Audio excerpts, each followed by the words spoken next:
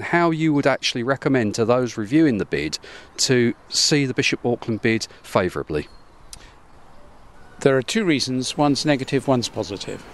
The negative reason is the decline in the town centre, the weakness of the local economy in a town that is the centre of its local communities and is a natural drawing point, but where the centre of the town has become very run down, but is a small area that is open to significant change.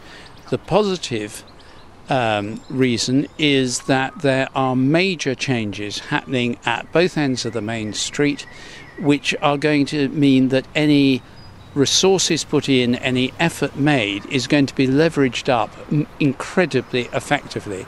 First of all, Auckland Castle has a major, massive regeneration project with millions of pounds going in, which is going to draw the best professionals estimate between 100 and 200,000 people a year who are going to have to go shopping and do all kinds of things if they've got the opportunity.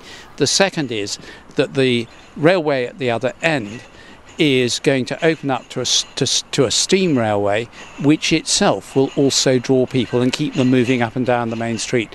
So you've got need and you've got opportunity. So good for Bishop Auckland all around then?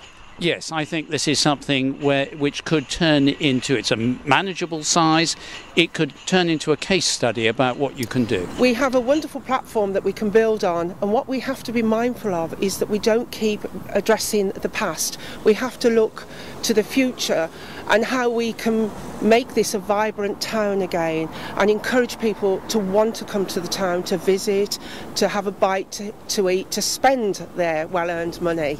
As a local trader, it would be important to receive this funding so that we've got more investment into the heart of Bishop Auckland.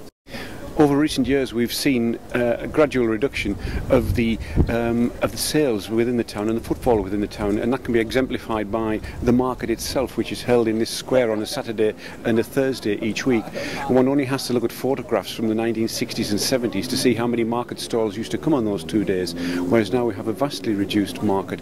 And I think this exemplifies what is actually going on in the town. And so if we are bringing in a lot more visitors to the proposals at the castle, then hopefully we would have something for them to visit and something to see. And so we realise that we need to do something more than we're doing at the moment, and that is the determination whether the Portas project is successful for us or not.